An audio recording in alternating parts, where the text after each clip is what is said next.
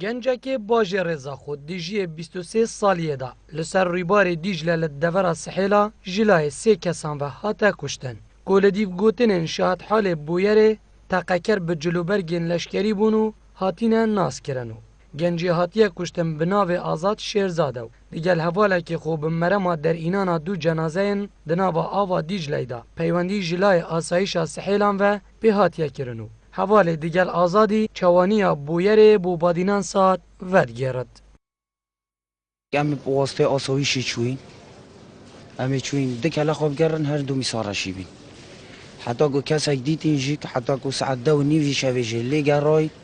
یه دیت رجیک امجی که آوه داوتین 3 کسا اوش جماعت تورگیریه نه حتی که ایکل بری گرتیه جیک دسته مده گرتیه جیک آوان هر سکو تاقه المکری حواله که متبله مده کشتو حتی که مگواندی جسری سحیلا مکی صحافه دل تمام هندی ما قلت الطاقة ناكن هندي ما قلت ام تسليم جك وام بواسطة وصويش جهاتي ام الكلاق واجد قرن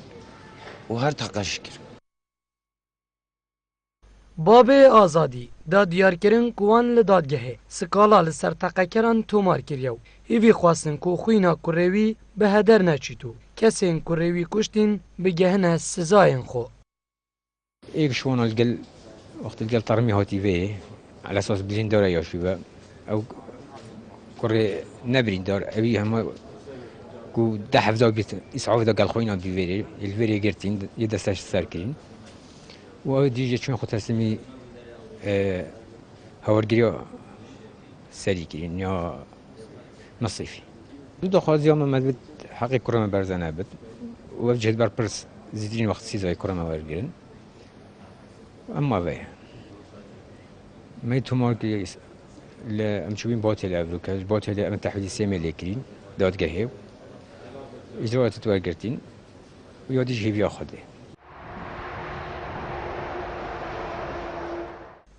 بادینان سات سردانا ریوبریا گشتیا پولیسین پاریزگاه دوکه کرد دا کورون کرنه که لسر بویری بدن لی برهف نبون چه داخویان یان بدن آزاد شیرزاد آکنجی قضا زاخویو چندین ساله لسر ریبار دیجلی کار ماسی گرتنه دکر بوی کاری جیارا مالباتا خود دابین دکر لیل 22 وی هیوی لدمجمر 11 وی شوه بدو گولیان هاتا کشتنو لدیو گوتنا سو کارنوی جلای 3 کسان و کوچلو برگن سربازی لبربون هاتیه کشتنو ایک جوان هاتیه دست سرکرنو دان ببویره کریه